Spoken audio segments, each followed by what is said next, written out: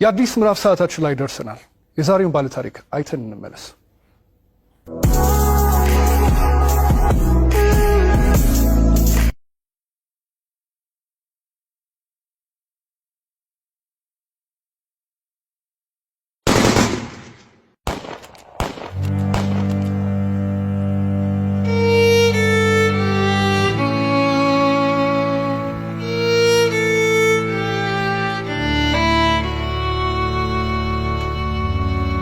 ስሜ ብርቱካን እባላለሁ። ተወልጄ ያደኩት ስናን ወረዳ ነው። ከእናትና ከአባቴ የመጀመሪያ ልጅ እኔ ነኝ። እኔን እንደወለዱ ነው አጋጣሚ አባቴም ወደ መንትን ያለ የተሰደደው። እናቴ በህይወት ያረፈችው በወሊድ ምክንያት ነው። ከዚያ በኋላ ምንድነው የተደረገው? አያቴ ጋር እንዳድግ ቆየው። ከአያቴ ጋር እየኖርኩ ያለ 8 አመት ሲሞላኝ ትንሽ እሷንም ይቸግራታል።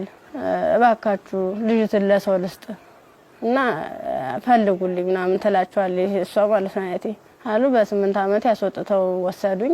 ከዛ እሱ የሁለት ልጆች አባት ነው፣ አንድ ሴትና አንድ ወንድ እና እነሱን እያሳደኩኝ ልብስ የምሳጠብ የልጆችን ማለት ነው ካልሲ ያጥባለሁ፣ ወጥ እንድሰራ ሙያ እንድለማመድ እነሱ እያበረታታችኝ ሴትዮዋ ኢቭን በዓላት ራሱ ሲኖር ማንኛውንም ነገር ሲኖር ለልጆቹ ልብስ ሰርፕራይዝ ይገዛላቸዋል አውደ አመት ምናምን ሲመጣ። እኔ ደግሞ ሴትዮዋ ከምትለብሰው ልብስ ተቀድና ጣጣጣፋ ጥንጥዬ ነበር እንትን ብላ በመኪና እንኳን አይሰፋም እቤት ነበር በመርፌ ተሰፋው ነበር። እሱን ለብሼ ሄዳለሁ። ጫማም የተወረቁ የወደቀውን ልጆች ተጠቅሞ የጨረሱትን እሱን ሰጎትት ምንስል የባለም እንደዛው እየተማርኩኝ እያለ የሆነ ደረጃ ተሸላሚ ሆንኩኝ። እስከ 8 ደረስኩ። ከ8ኛ ክፍል በኋላ የሆነ ስራ ምቢት ልብስ የሆነ እየጎረመስኩ ስመጣ ስራው እያያዘኝ ትምህርቱም እያያዘኝ እየከበደ ሲመጣ ስራዬን ለሊት ሙሉ ሰዓት አንተደላለሁ አልተኛም ነበር። 24 ሰዓት ነበር። ከዛ ዩኒቨርሲቲ እንታስወርት ያከፍል ጨረስኩ። 12ም ያው 392 አመጣው። ውጤት ከመጣ በኋላ ወደ ዩኒቨርሲቲ ተመደብኩኝ።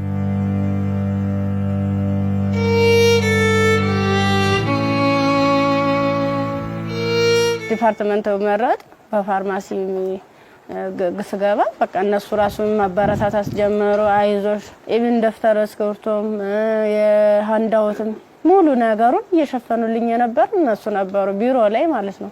አሪፍ ውጤት ነበረኝ። ከዛ መጨረሻ ላይ ልክ 1 አመት ተማር፣ 2ኛ አመትም ተማር። 2ኛ አመት ላይ የተወሰነ ረብሻ ይከሰታል በሰዓቱ ማለት ነው። ረብሻ ሲፈጠር ምንድነው 3 ሰዓት ነው ከሌሊቱ 3 ሰዓት ላይ እኔ አጋጣሚ ከልጆች ጋር እንትን ነበርኩ ላይብራሪ ነበርኩ። እኔ ወደ ውስጥ ስንመለስ ውስጥ ላይ የሆነ ሰው ሲተኩስ ከውጭ ላይ ይቀባበላሉ። ከዛ ኧረ ምንድነው በዚህ ውጡ በዚህ ወረዱ እንዲ ወንበስ በሉ እንትን ታኙ ተንበልበሉ ምናምን ይሉናል። ከዛ ልክ እየተኛን እየተሳብን እንደባብ እየተሳብን እየሄርን እያለ መጨረሻ ላይ እዚህ ጋር ግቡ በቃ እናምልጥ እንደዚህ ያለን ሰዎች ለካ ውስጥም ውጭ የሚተኩሱ የነበሩት እነሱ ናቸው። ውጭ ላይ ስንል ምንም የተጠቀለብስ አልለበሱም። ከዛ አንደኛው ትጥቅ የለበሰው እዚህ ጋር ግቡ ምክንያቱም እንደዚህ ድብልቅልቁ እየወጣ ነው እንዴ ህይወታችሁን ማትረፍ አትፈልጉም ሲላን እሺ ብለን ታርጋብገመን ሁላችን ሰዎች አንድ ላይ ወጥተን ገባን። አንድ ላይ ገባን። በቃ ፍስፍስ አርገው ይዘው ሄዱ። እየከለሉ ሄዱ። ምንድነው ወደ ጫካው ስንዳረስ ሰውነታቸውን መከለል ጀመሩ። ያ ማለት ምንድነው አይናቸው ብቻ እንድትታይ ነገር ግን ሌላ አካላቸው እንትን ነው ሙሉ ብረት ነገር ነው። ስንገባ ምንድነው ኖርማል ወታደር ነበር። ግን እኔ ምን እዛው ላይ እየቀየሩን ምን ሰዓት እንደቀየሩ ማላየናቸው። ከዛ ይሄርን እያለ ጫካ ስንጀምር መኪናውን ከዚህ በኋላ መኪና መግባት አይችልም ወራዱ በግራችን ዱብ እያለ ነው የምንሄዳው። ልክ በግራችን ይሄርን እያለ እንትን አይናቸው ብቻ እንድትታይ ሌላቸውን ሸፈኑና ጸጉራቸውን ገለጡት። ያኔ ኬፕ ነገር ነበር የለበሱ። ጸጉራቸውን እንትን ሲሉት እንደሽ ቀጥ ያለ ነው። እንሄዳለን መንገዱ ያልቅም።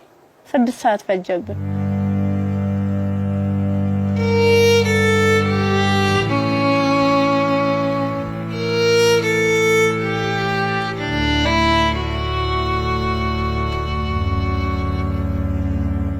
መረስ አይቀርም ስንደርስ ምንም ነገር የለም ቤት የለም ምን የለም በቃ የሆነ ሜዳ ነገር አለ ትክክለኛ እንትን ማለት ነው አረንጓዴ ነገር አለ እዚህ ጋር ስፖርት ስሩ ይሄንን ስልጠና መውሰድ አለባችሁ በዚህ ነው አሁን ያመጣናችሁ ምንድነው እናንተን ፈልገናችሁ ነው በቃ ለትጥቅ ስለፈለግናችሁ ስልጠናዎችን መውሰድ አለባችሁ መማር አለባችሁ ከዛ ሳናቸው ይዋን እያደር ትንፍስ እንዳትሉ እና ዳቦ ሲሰጡ እንደ ዳቦ ነው እንደ ንስ ይያሉ ነው እንደዚህ የሚወረወሩልን ማለት ነው አይጠጉንም ሁሉ ከዛ ይወረወሩልን እያነሳን እንበላለን ያው ሆድ አይደለም ይርበናል ምን ጠጣው ውሃ ስናጣ ደግሞ በለበስነው ልብስ እየዘፈዘፍን ምንጭ ነገር እናገኛለን ወራጇ ዝም ብሎ ቆሻሻ የተገደበ ነገር እናገኛለን እሱን ልብሳችንን እንዘፈዝፍና እንዲ ለመጥለቅም ስለሚቀፍ ልብሳችንን ዘፈዝፍና ልብሳችን እየጫመቅን ነበር እንደዚህ ያንጠፈጠፍን ነበር ልብሳችን እየመጠጥን ምንጠጣ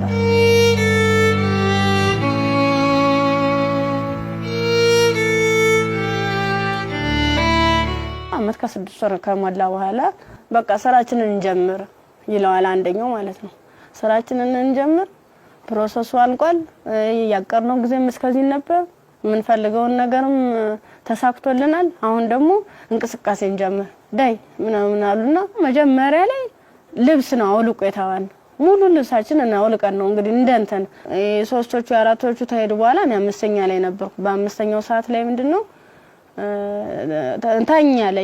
ታኛው ከተኛው በኋላ እየተካኩ ነበር ሲደፍሩ የነበሩ ማለት ነው ከዛ እየተካኩ እየደፈሩ ካደረጉ በኋላ ከደፈሩ በኋላ ምንድነው እንትን ራሴን ስስት አይ እንደዚያ ከሆነማ በዚህ ነው ስሜታችን የሚኖርልና እንደዚህ ያደርጋ ይሆነ እንደ 6 አይነት ነገር እንደ 6 ይሆናል እንደ ፌሮ እንዲ ነው ቀጥታ እንደዚህ ሲወጉ የነበረ ማለት ነው ጥቅጥቅ ካደረጉት በኋላ ስዳስ ሰው ራሱ ቁስሉ ይታወቀኝ ነበር ዘንዲታኝቼ ወድቄ ራሱ ማለት ነው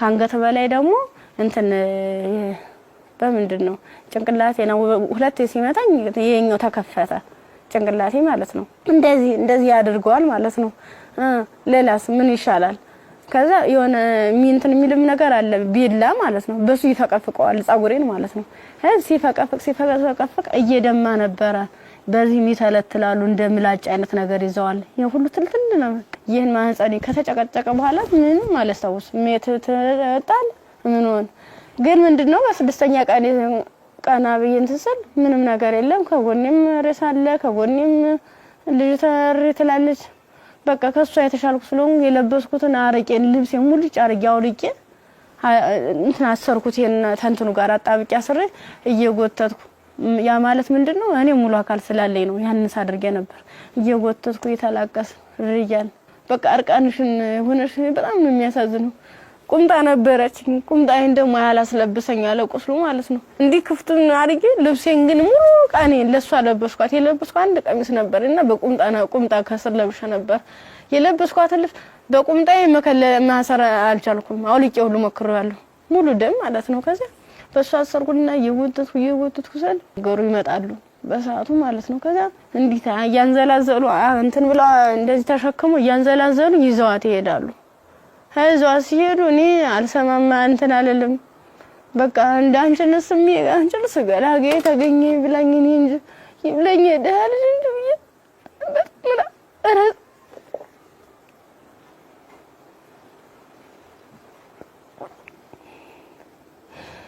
ይብለኝ እኔ እንጂ ብዬ ያርኩኝ ከዛ ያርኩኝ አላቀዋልኩኝ ሀገሩን እንዳልጠየቅ ምኑን ልጠይቃቸው በቃ ውስጥ የተጨነቀው መጨረሻ ላይ ጫካውን ስጨርስ ከተማ አገኘሁ ከዛ አባቴ እኔ ምን ዩኒቨርሲቲ ተማሪ ነበርኩኝና ልብሴን አጋጣሚ ልብስ ለብሼ እጅ ሌባ ወስዶብኝ ነው እስኪ እባክህ ገዛልኝ አልኩት ስለው 50 ብር ሚላ ሰናገኝ ከሱ ላይ 50 ብር ከፍሎ ልክ አንድ ጥቁር በጥቁር አይነት ነገር ነው እሷን አለበሰኝና በቃ ለንዲጅሽ ሊሊ ብሎ ዩኒቨርሲቲ ሲሄድ ቀጥታ ዳይሬክተሩ ቢሮ ነው የገባሁት። ከዚህ ቀጥታ ዳይሬክተሩ ቢሮ ስገባ ምንድነው ሙሉ ነገሩን ካየ በኋላ ህክምና ውስጥ እንደገባ ማህፀን እንዲታሸግ ከአንገት በላይ ያለው ምን እንዲታሸግ ተደረገልኝ። አሳሸገኝ እያለ በቃ ሰለቹኝ ማለት ቁስሉም ሊድን አልቻለም። እነሱም ካቅማቸው በላይ ሆነ። እኔ አማራጭ ምንድነው ዩኒቨርሲቲው ትምህርት ቤቱ ፊት ለፊት መለመን ጀመርኩኝ።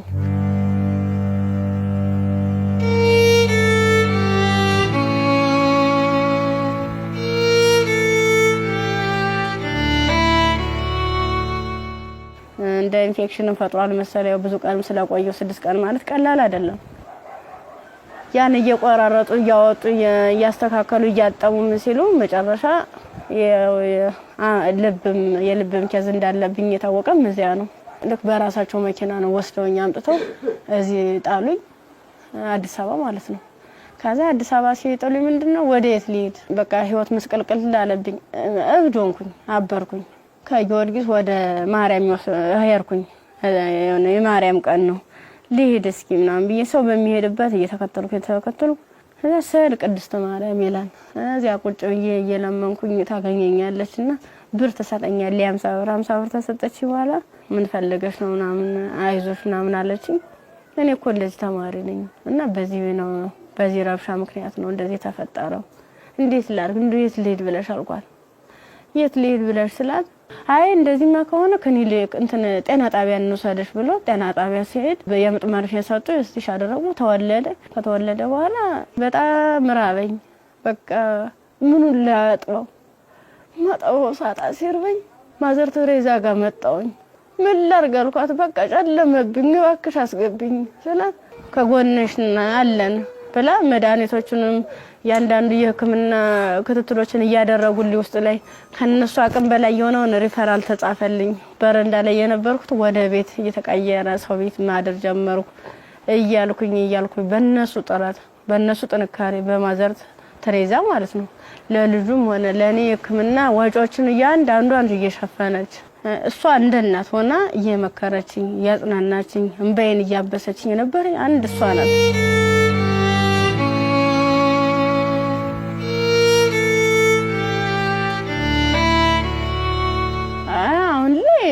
በጣም ከባድ ነው። ልጁም ከፍ እያለ ሲሄድ ጡት በማጥዋት በሚችልበት ሰዓት እየደከመኝ እያመመኝ ትንፋሽ ማጠር በቃ ድክም ይለኛል። መንቀሳቀስ አልችልም ያን ያክል ማለት ነው። ብዙ መድኃኒቶችን ነው የምወስደው። የሚዋጥ መድኃኒት አለ፣ መርፌ አለ እና እነሱን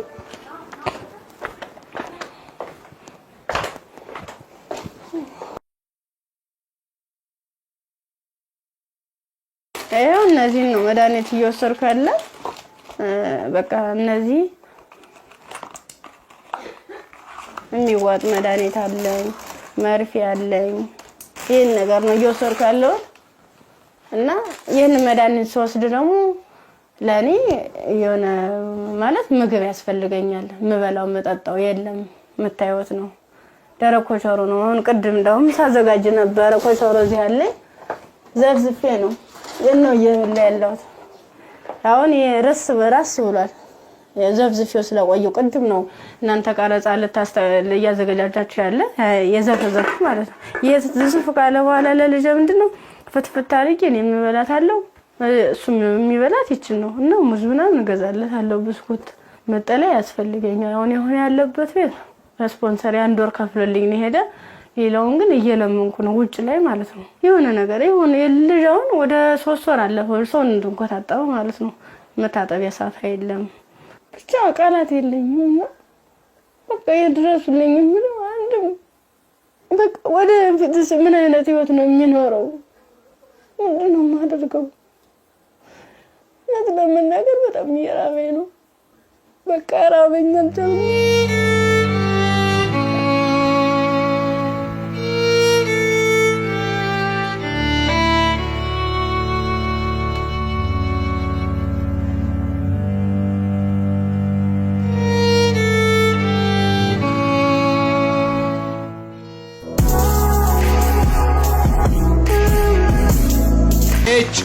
ኤችኦኤች ሞተር ዘይት ለአፍሪካ መልክዓ ምድር እጅግ ተስማሚ በሆነ በጀርመን ቴክኖሎጂ በከፍተኛ ጥራት የተመረቱ ኤችኦኤች ሞተር ዘይት፣ ኤችኦኤች ግሪስ፣ ኤችኦኤች ኢንዱስትሪያል ዘይቶች የአቅርቦት እጥረት አይታሰብም።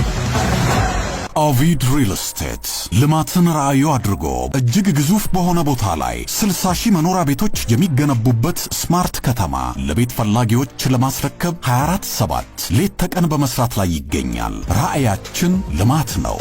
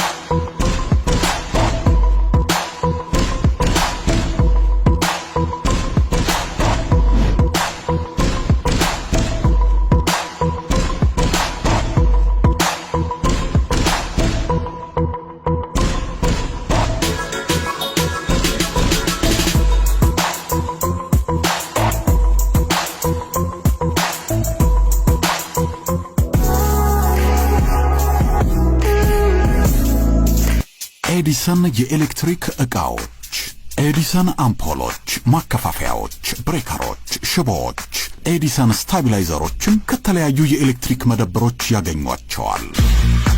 ኤዲሰን ታላቅ ስም። የብርቱካንን ታሪክ ነበር አይተን የተመለስነው።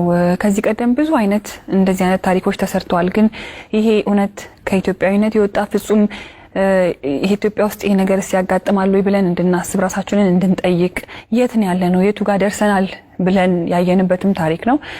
ብርቱካን በጣም ተስፋ የነበራት ለዓላማዋ ታግላ እዚህ ጋር የደረሰች ጎበዝ ጠንካራ ወጣት ተማሪ ነበረች። ከዛ በኋላ ግን የመጣባት ነገር የሚያሳዝን ነው። የመጣባትን ነገር መቋቋም ባልቻለችበት ሁኔታ ላይ ደግሞ ተጨማሪ ነገር ወደ ህይወቷ መጣ። ያም ልጇ ነውና ለልጇ ብርቱካን ምን ብላ ይሆን ታሪኳን የምትነግረው ብዬ ሳስብ ነበር። በጣም የሚያስጨንቅና የሚረብሽም ጭምር ነው። የሷም ህይወት ተበላሸ ስንል እንደገና ደግሞ ህፃን ልጅ ወደዚህ አምጥታለች። የዛ ህፃን ልጅ ተስፋውስ ምንድነው? ነገስ የሚመለስለት መልስ ምንድነው? ይሄ ልጅስ እንዴት አድርጎ ነው አድጎ ሀገርን የሚረከበው ብለን እንድንጠይቅ የሚያደርገንም ይመስለኛል። የብርቱካን ታሪክ በጣም ብዙ ሴቶች ላይ ያጋጥማል። ግን ደግሞ ይሄኛው የሚዘገንንና ለመስማትም ለጆሮም ለማየትም የሚቀፎ ነው ያገኘው። ያው ሰው ስትሆኚ ተፈተኛለሽ። አንዳንዴ የፈተናም አይነት አለው እንዴት ያለሽ በቃ በርግጥ ላያስችል አይሰጥም ይባላል። ግን ደግሞ አንዳንዴ ከመቻል በላይ የሚሆኑ ፈተናዎች አሉና እንደ ኢትዮጵያ እንደ ሀገር ደግሞ ስታስቡ እንደዚህ አይነት ሁኔታ የሚደረግበት ማህበረሰብ ውስጥ ነው እንደ ያለ ነው። በምን አይነት ሁኔታ ነው ህይወታችንን እየመራን ያለ ነው የሚለው ራሱ ሌላ ጥያቄ ነውና በጣም ከባድ ነው። የብርቱካን ቪዲዮንም ቁጭ ብዬ ሳየው እውነት ለመናገር አንደበት የለኝም። ከአእምሮ በላይ ነው። እጅግ በጣም የሚሰቀጥጥና የሚዘገንን ከመሆኑ ብዛት የተነሳ ጭራሽ እንደውም ፊልም ነው እንዴ አክቲንግ ነው እንዴ የሚያስብል ሁላ። ምክንያቱም ያው ብዙ ሆረር ፊልሞችን እንሰማለን፣ ግን የእውነት መሬት ላይ የወረደ እንደዚህ በዚህ ልክ የሚሰማ ነውር ሁላ አለ ወይ እስከ ማለትም ድረስ አለና ብርቱካን እንግዲህ ስቱዲዮ ውስጥ ትገኛለች። አብረን ቆመን እንቀበላለን። እንኳን ደህና መጣሽ። እንኳን ደህና መጣሽ። አረፍበይ እንዴት ብርቱካን? እንኳን ደህና መጣሽ። በጣም ነው የምታምሪው። በጣም ቆንጆ ከለሯ ራሱ እንዴት እንደሚያምር። ያው ዩኒቨርሲቲ ስንሄድ ሁላችንም የምናስበው ነገር አለ አይደል? ቤተሰብ ጋር ያለው ደስታ አለ፣ ስትሄጂ የምትዘጋጁ ዝግጅት አለ። ከሄድሽ በኋላ ደግሞ ያው ቤተሰብ ነው ገንዘብ የሚልከው እንፈልገው ነገር። ያን ጊዜ እንዴት አሳለፍሽው? ስትሄጂስ እንዴት ነበረ? ስሄድ 300 ብር ነው የተሰጠኝ። ያ ማለት ያን 300 ብር የሆነ ቦታ ላይ ትላካልኝ ማለት አይደለም፣ አድርሶ የሚመልሰኝ ነው። አመት ሙሉ የሚዘልቅ ማለት ነው። ጓደኞቼ በፕሌን ጓደኞቼ በመኪና እየተመላለሱ በዓላትን ሲውሉ እኔ ግን ለአንድ አመት ተብሎ 300 ብር ነው ካልኩሌት ተደርጎ የሰጠኝ ነበር። ስንት ነበር ትራንስፖርቱ? 150 ብር ነበር ሄጃው። እንደ ሴት ደግሞ ለሴት የሚያስፈልግ ነገር አለ፣ የምንቀባው አለ፣ የተፈጥሮ ጉዳይ አለ። ለዚህ ሁሉ ነገር ገንዘብ ያስፈልጋል። በምን ነበረ ያን ነገር? ጓደኞቼ የተሻለ ህይወት ነበር እንትን የሚሉ የባለሀብት ልጆች አሉ። እነሱ ነበረ የሻር እያደረጉ እያዋጡ ነገሮችን የሚሸፍኑ ኢቨን ሞዴስ ራሱ ይገዙልኝ ነበር። ጓደኞቼ ነበር ከጎን ያሉት ማለት ነው። እሺ ከዛ በኋላ ያ ሁሉ ነገር አለፈና ዩኒቨርሲቲ ገባሽ። ዩኒቨርሲቲ ገብተሽ ሁለተኛ ዓመት ተማሪ ሆነሽ ነው ይሄ ነገር ያጋጠመሽ። እንዴት ነበር እስቲ ጊዜውን አስታውሽ? ማለት በጣም ነው የሚከብድ። 3 ሰዓት ላይ ልክ ከላይ ወረ 3 ሰዓት ዘጋብኝ። መመለስ አልፈልግ እንደ ወጣሁኝና የሆነ ይሮራጣሉ ማለት ነው ሰዎች። ስንሄድ በቃ ኧረ እንደዚህ ተኩስ የተነሳ ለምን ትሄዳላችሁ? በቃ በዚህ ሄዱ ነው በዚህና እንትን በሉ እዚያ ካግቡ ምናምን ሲሉን እኛ በሰዓቱ ተኛን ተቆርቁረው ነው የመሰለን። እኛ እንደዚህ ለማትረፍ ነው ብለን ተንደርድረን ራሳቸው መኪና ገባን። የነሱ መኪና ምን እንደሆነ ረብሻ የሚፈጥሩ ሰዎች በመጡበት መኪና። አዎ ከፍተ ነው ከኋላ 1 አመት ከ6 ወር ነው እዚያ የቆየነው ጫካ ውስጥ ምንም ነገር ሳይፈጠር። አመት ከ6 ወር ምን ነበር የሚሏችሁ? ትጥቅ ነው ልንቀየራችሁ ነው ትታጠቃላችሁ፣ አለበለዚያ ያሰብነው አለ እሱ እንሰራለን አብረን ምን ይሆናል እያሉ። የት ነበርስ የምታድሩት? እዚህ ውጭ ላይ ብዙ ጊዜ ዛፍ ነበር እንዲተከልል እንትን መለ ነበር። እዛ በምትሆኑበት ጊዜ በተለይ ለሴቶች አስቸጋሪ ሁኔታ የንጽህና መጠበቂያ ማግኘት ነው። ያንንስ እንዴት ነበር የምታሳልፉት? የምን ንጽህና መጠበቂያ ነው? በቃ ዝም ብለን ስናክ ነበር የምንውለው። ከ1 አመት ከ6 ወር በኋላ ምንድነው የተፈጠረው? መጨረሻችን ላይ ሰልፍ አሳለፉን። እርቃናችንን አውልቀው ልብሳችንን ካወለቁ በኋላ ሰልፍ አስያዙ። እኔ አጋጣሚ ከ5ኛ አካባቢ ላይ ነበርኩኝ። ግንኙነት ከተደረገ በኋላ እንዴት ሲጨቀጭቁ ራሱ በፌሮ ሲወጉ አላስታውስም። ደንዝዟል ሰውነት። ምን ያህል ሰው እንደተደረገ ምን እንደተደረገ አላውቅም። በ6ኛ ቀን ስነቃ እንደ ማበላ ነው የሚፈሰው። እሷ ደግሞ አንድ አካል ስለጎደላት ምንድነው አማራጭ? የለበስኩትን ልብስ አውልቄ ለሷ ነገሮቿን አስሬ ነው ቅፋ እየወተትኩ ጀመር ጀመርኩ። እንዳላዝላት አልችላትም። ከዛ አብረን ነው ምን ሄደው አንቺን እኮ ትችላለህ ስትለኝ እንዲሁ ነው ሁለት አካለ ስንኩል ማን ይቀበለናል አልኳት።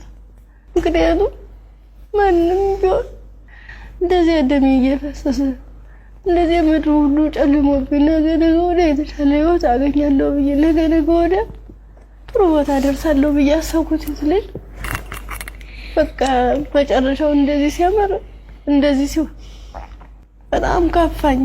በቃ ለሁሉም ማለት ነገ ወዲያ እንዴት ነው የምሆነው? ምንድነው ማድረግስ የምችለው? በምን አይነት መልኩ ነው ህይወቴንስ መጠገን የምችለው? አይዞሽ የሚለኝስ ማንኛው ሰው ነው? በቃ አለው እንደዚህ። መጨረሻ ላይ ምንድነው ጎዳና ተዳዳሪ የሆንኩት? ጎዳና ነው ወድቄ በቃ እኔ እንጃ።